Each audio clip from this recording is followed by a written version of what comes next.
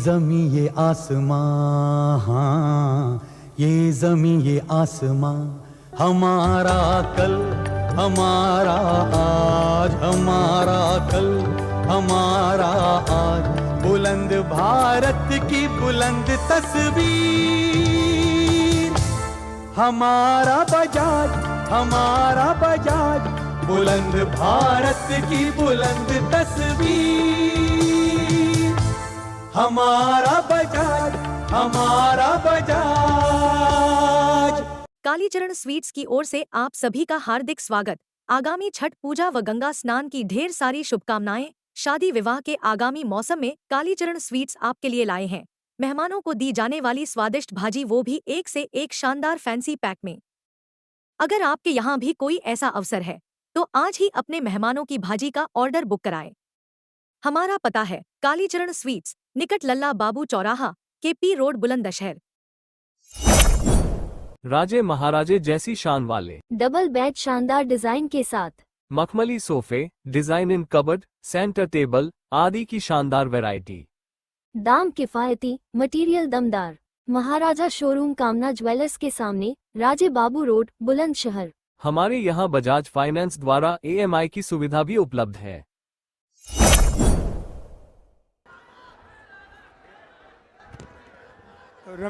रमेश चन्नीथाला जी, सचिन पायलट जी, उत्तम Reddy ji, P Srinivas Reddy ji, BR कदम जी, stage पे senior नेता, हमारे प्यारे कार्यकर्ता, गठबंधन के प्यारे कार्यकर्ता, भाई और बहनों, प्रेस के हमारे मित्रों, आप सबका यहाँ बहुत बहुत स्वागत, नमस्कार। कैसे हैं आप लोग?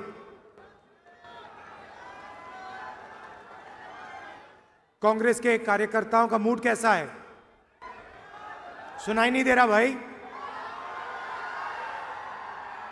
ठीक है बब्बर शेर? आप हमारा मैसेज जनता तक पहुंचाते हो और बाकी पार्टियां जो गठबंधन में हैं उनके भी कार्यकर्ता मैसेज पहुंचाते हैं। तो शुरुआत में विचारधारा से करना चाहता हूं। ये दो विचारधाराओं की लड़ाई है। एक तरफ कांग्रेस पार्टी, इंडिया गठबंधन, और दूसरी तरफ बीजेपी और RSS। लड़ाई संविधान की है। अब मैंने सुना कुछ दिन पहले प्रधानमंत्री ने कहा कि ये जो संविधान मैं अपने हाथों में पकड़ता हूं ये खाली है। तो मैं उनको कहना चाहता हूं, नरेंद्र मोदी जी, आप इस संविधान को समझे नहीं हो। इस संविधान में सिर्फ हिंदुस्तान की आवाज नहीं है, इस संविधान में अंबेडकर जी, गांधी जी, फूले जी, बिरसा मुंडा जी, नारायण गुरु जी, बसवना जी, बुद्ध भगवान जी, इन सब की आवाज है। और इसको आप खाली इसलिए कहते हो क्योंकि आपने अपनी जिंदगी में यह किताब कभी नहीं पढ़ी है। क्योंकि अगर आपने ये किताब पढ़ी होती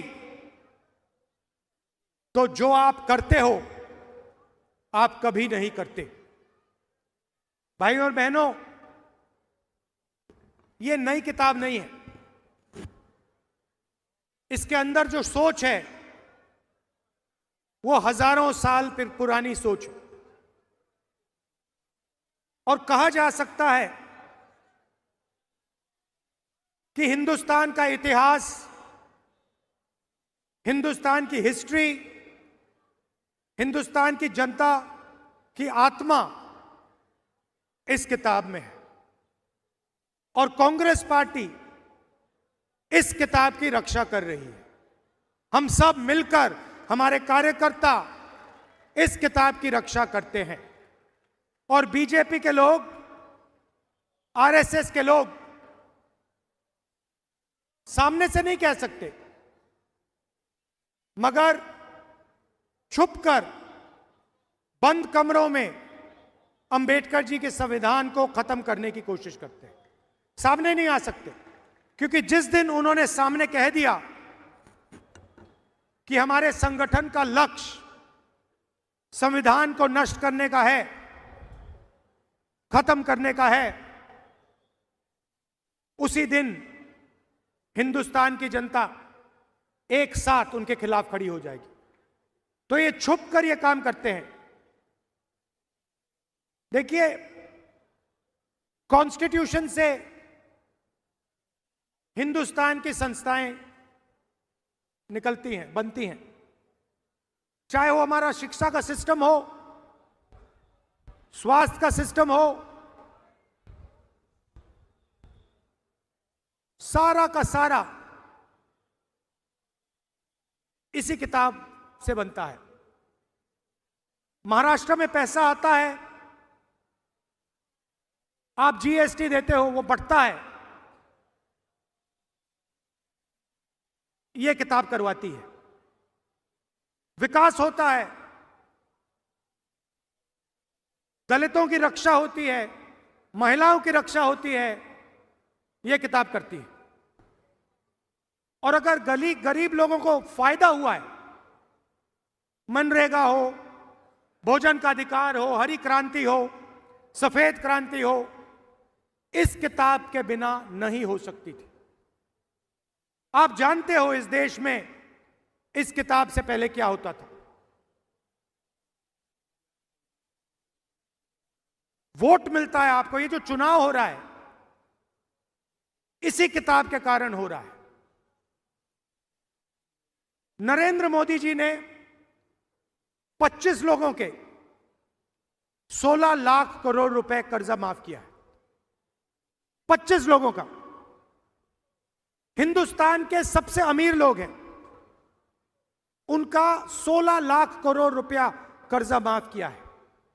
इस किताब में कहीं नहीं लिखा, इस किताब में कहीं नहीं लिखा कि 25 लोगों का 16 लाख करोड़ रुपया कर्जा माफ होना चाहिए और किसानों का, मजदूरों का, गरीबों का 1 रुपया नहीं माफ होना चाहिए। कहीं नहीं लिखा इसमें।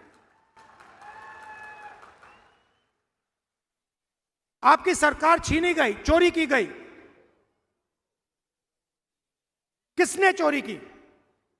आप क्या सोचते हो? नरेंद्र मोदी जी का उसमें हाथ नहीं था क्या?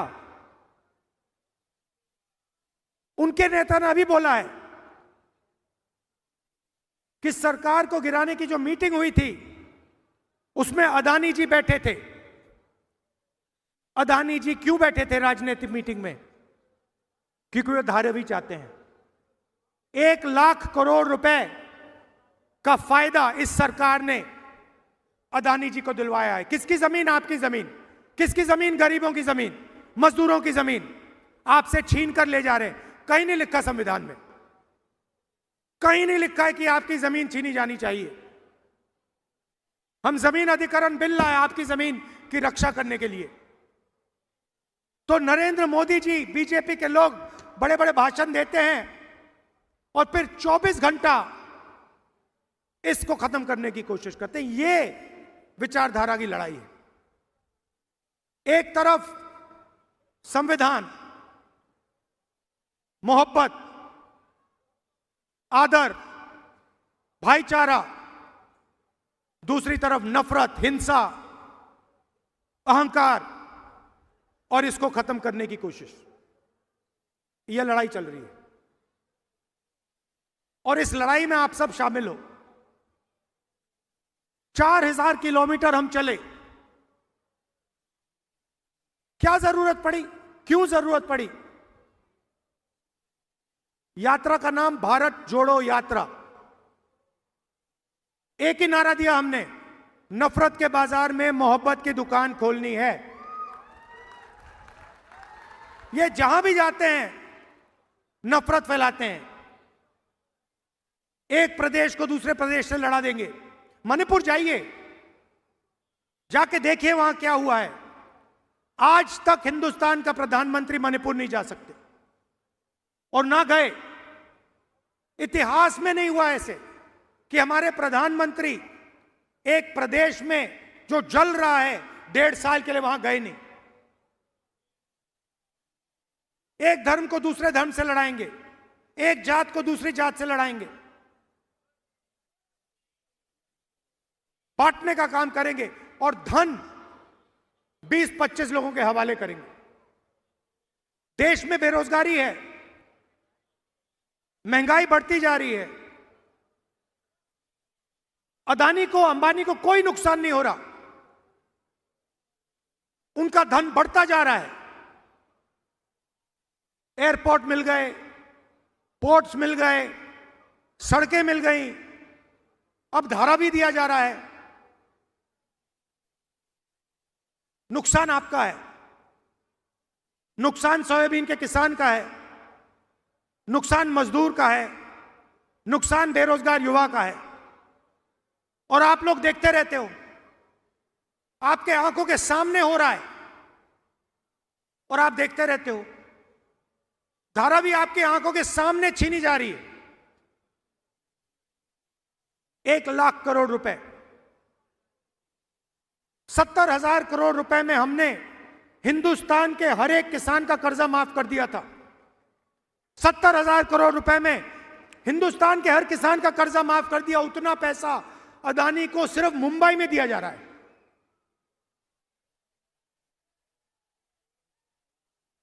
तो मैंने पार्लियामेंट में एक बात साफ कर दी। मैंने सवाल पूछा नरेंद्र मोदी से, नरेंद्र मोदी जी,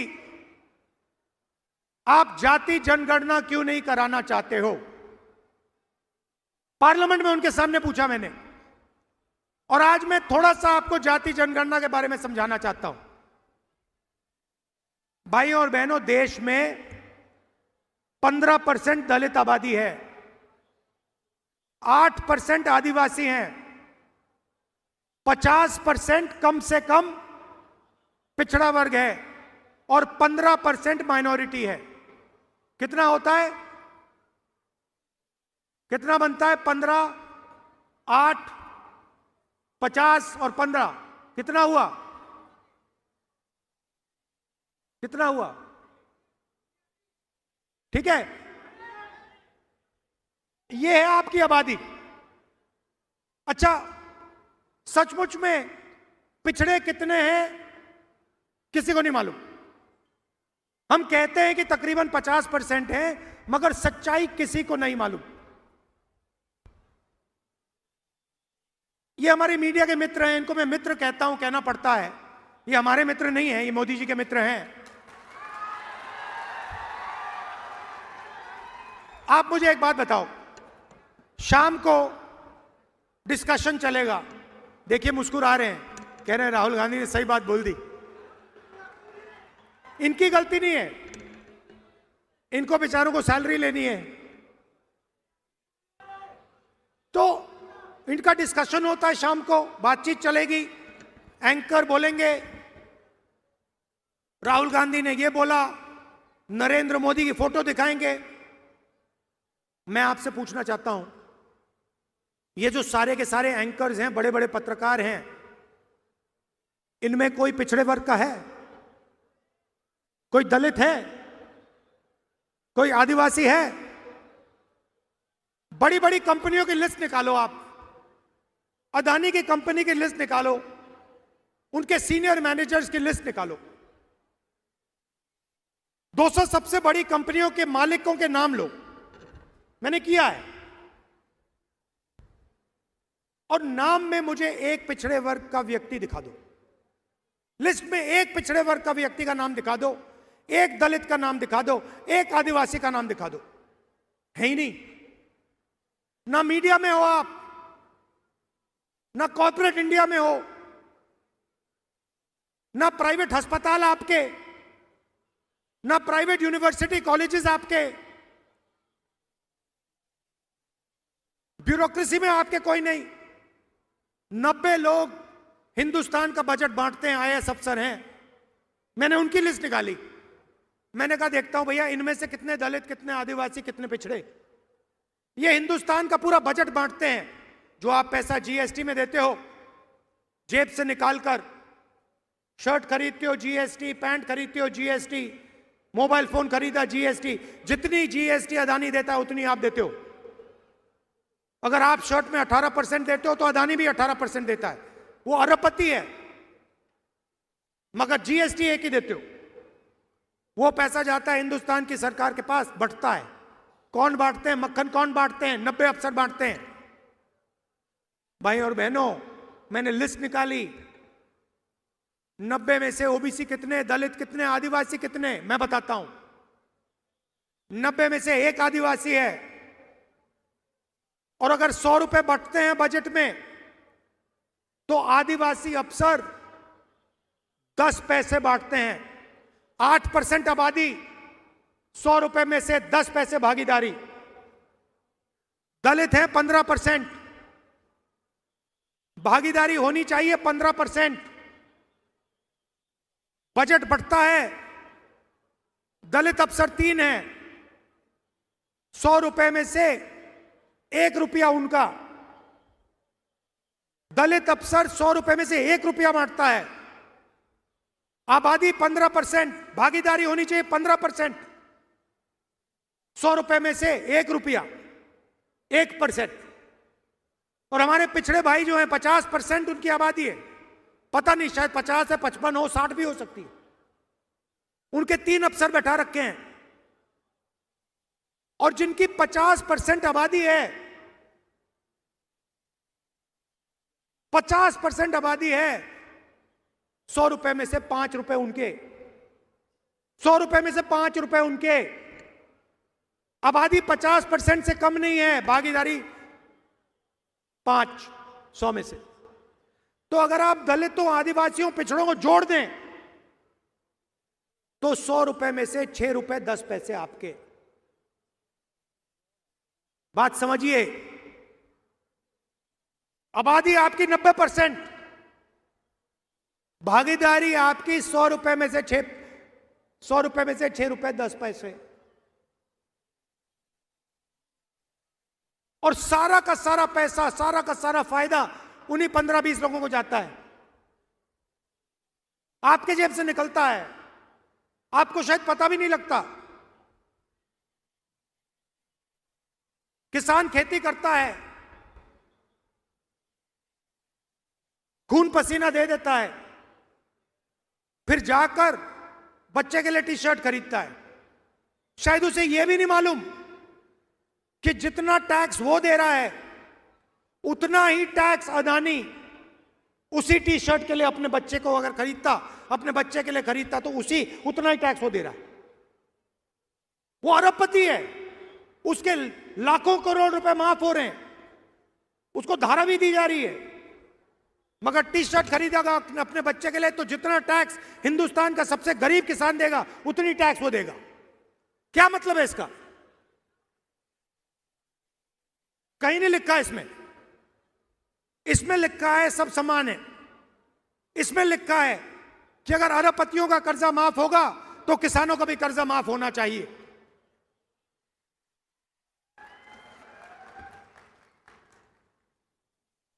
तो यह फर्क है। काम वो 15-20 लोगों के लिए करते हैं। अच्छा, महाराष्ट्र की सरकार चला रहे हैं, सुना है, मैंने सुना है महाराष्ट्र की सरकार चल रही है। तो मुझे आप बताइए, अगर महाराष्ट्र की सरकार चल रही है तो वेदांता फॉक्सकॉन का जो सेमीकंडक्टर प्लांट है, 1.5 लाख करोड़ रुपए का प्लांट, लाखों रोजगार देने वाला प्लांट, महाराष्ट्र से गुजरात कैसे चला गया? अगर महाराष्ट्र की सरकार चल रही है तो टाटा एयरबस हवाई जहाज मैन्युफैक्चरिंग प्लांट 1.8 लाख करोड़ रुपए का प्लांट, जिससे 10,000 युवाओं को रोजगार मिलता, वो गुजरात कैसे चला गया? अगर महाराष्ट्र की सरकार चल रही है तो जो आईफोन बनाने का प्लांट था जो यहां आया था 2 लाख करोड़ रुपए का, 75,000 युवाओं को रोजगार देने वाला, वो गुजरात कैसे चला गया? अगर महाराष्ट्र की सरकार चल रही है तो बल्क ड्रग पार्क 3,000 करोड़ रुपए का जो 80,000 महाराष्ट्र के युवाओं को रोजगार देता, वो गुजरात कैसे चला गया? अगर महाराष्ट्र की सरकार चल रही है तो गेल का जो पेट्रोलियम प्रोजेक्ट था 60,000 करोड़ रुपए का, 21,000 युवाओं को रोजगार देने वाला प्रोजेक्ट, वो गुजरात कैसे चला गया? आपने क्या गलती की है कि आपके सारे के सारे प्रोजेक्ट, सारे के सारे रोजगार दूसरे प्रदेशों में जा रहे हैं? आप में क्या कमी है? क्या आप ये काम नहीं कर सकते? आप कुछ भी कर सकते हो, आप में क्षमता है, आप में एनर्जी है, आप में कैपेबिलिटी है, मगर आपके सारे के सारे प्रोजेक्ट्स यहां से छीनकर एक के बाद एक दूसरे स्टेट में जा रहे हैं। धारावी को अदानी जी के हवाले कर दिया। सरकार आपकी नहीं है, सरकार महाराष्ट्र की नहीं है, सरकार महाराष्ट्र के युवाओं की नहीं है, सरकार अदानी की है। उसने खरीदी है आपकी सरकार, एमएलए खरीदवाए हैं, मीटिंग में बैठा, यह सच्चाई है। तो हमने मन बना लिया है, अगर वो अरबपतियों को पैसा दे सकते हैं तो इंडिया गठबंधन की सरकार महाराष्ट्र के किसानों को, युवाओं को, मजदूरों को पैसा दे सकती है।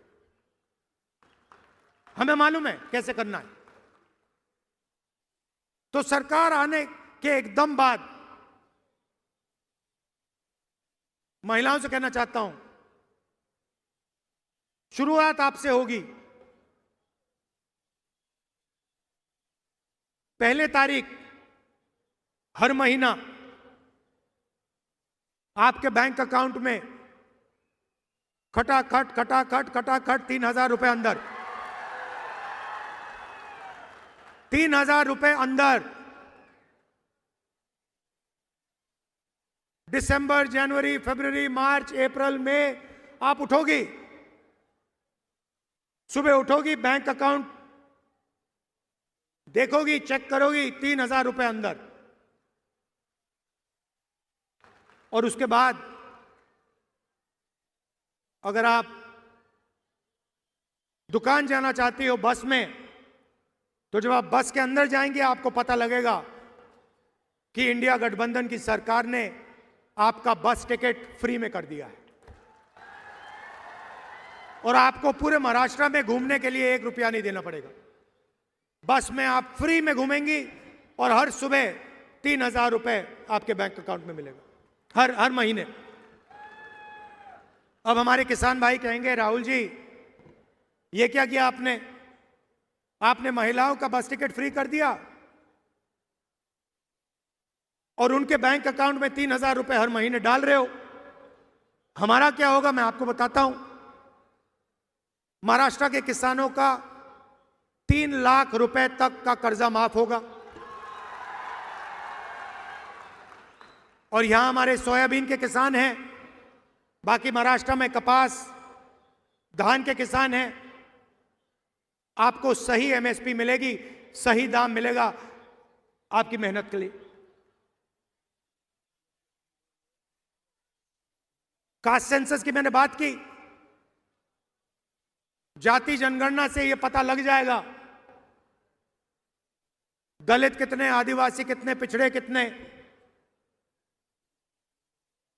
भागीदारी कितनी है पता लग जाएगी। हर संस्था में हम पता लगाएंगे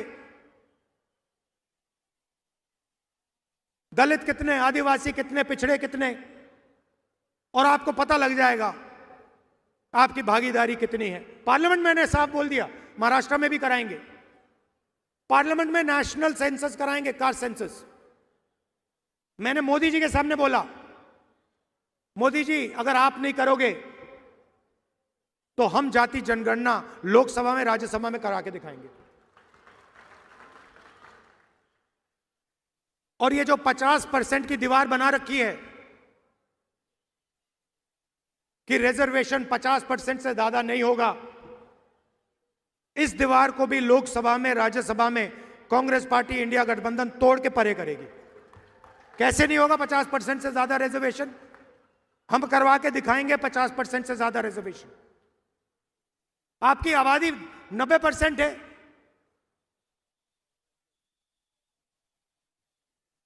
भागीदारी भी होनी चाहिए।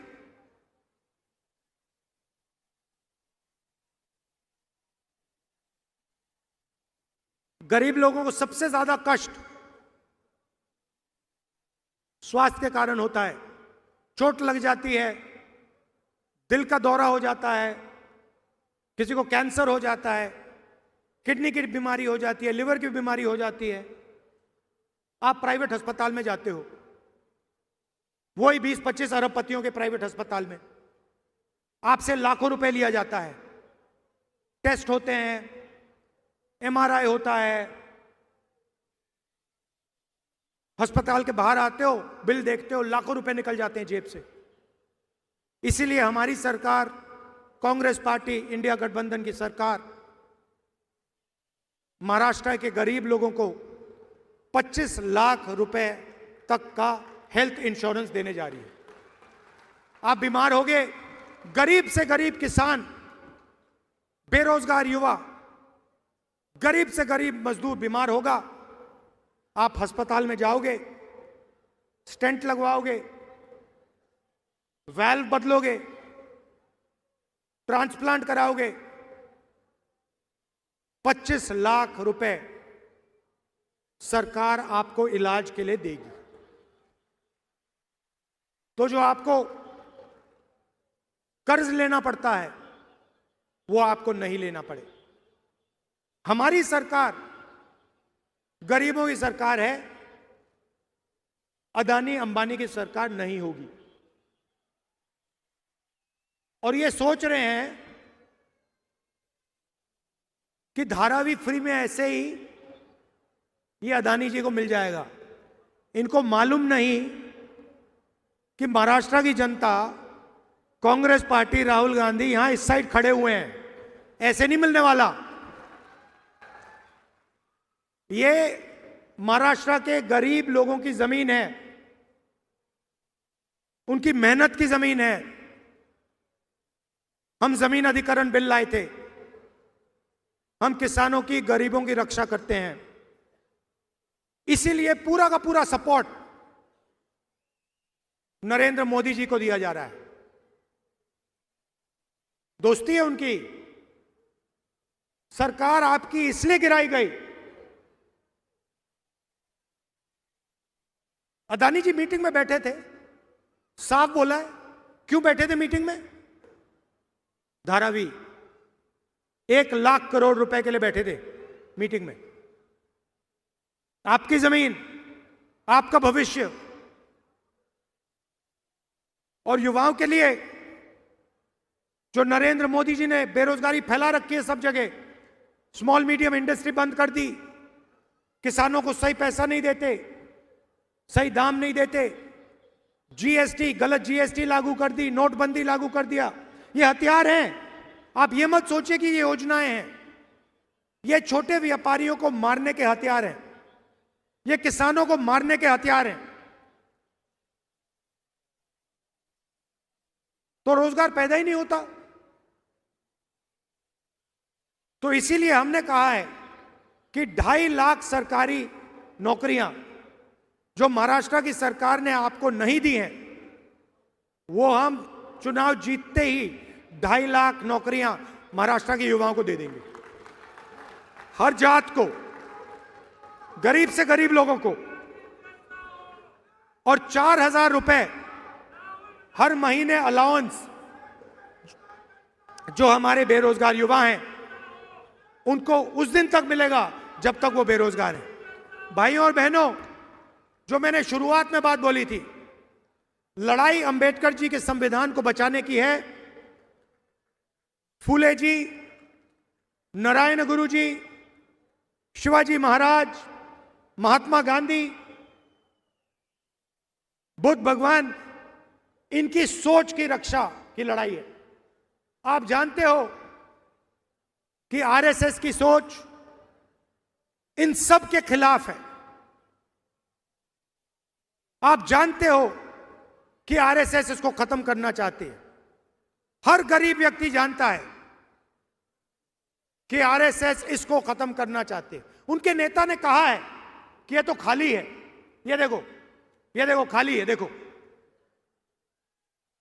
ये देखो खाली है। उनके नेता कहते हैं कि ये खाली है। ये खाली नहीं है, इसमें हिंदुस्तान की हिस्ट्री है, हिंदुस्तान के महापुरुषों की सोच है। ये है ये किताब, और इसको ये खत्म करना चाह रहे हैं। हम इसको कभी खत्म होने नहीं देंगे, सवाल नहीं उठता।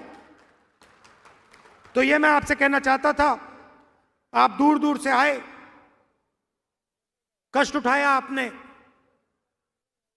इसके लिए मैं आपको दिल से धन्यवाद करता हूं। नमस्कार, जय महाराष्ट्र, जय हिंद। धन्यवाद राहुल जी। यानंतर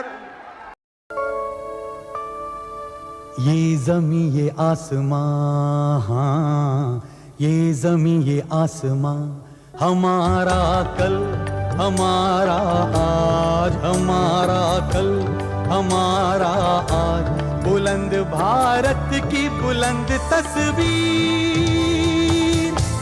हमारा बजाज हमारा बजाज, बुलंद भारत की बुलंद तस्वीर, हमारा बजाज हमारा बजाज। कालीचरण स्वीट्स की ओर से आप सभी का हार्दिक स्वागत। आगामी छठ पूजा व गंगा स्नान की ढेर सारी शुभकामनाएं। शादी विवाह के आगामी मौसम में कालीचरण स्वीट्स आपके लिए लाए हैं मेहमानों को दी जाने वाली स्वादिष्ट भाजी, वो भी एक से एक शानदार फैंसी पैक में। अगर आपके यहाँ भी कोई ऐसा अवसर है तो आज ही अपने मेहमानों की भाजी का ऑर्डर बुक कराएं। हमारा पता है कालीचरण स्वीट्स, निकट लल्ला बाबू चौराहा, KP रोड, बुलंदशहर। राजे महाराजे जैसी शान वाले डबल बेड शानदार डिजाइन के साथ, मखमली सोफे, डिजाइन इन कबर्ड, सेंटर टेबल आदि की शानदार वैरायटी। दाम किफायती, मटेरियल दमदार। महाराजा शोरूम, कामना ज्वेलर्स के सामने, राजे बाबू रोड, बुलंदशहर। हमारे यहाँ बजाज फाइनेंस द्वारा EMI की सुविधा भी उपलब्ध है।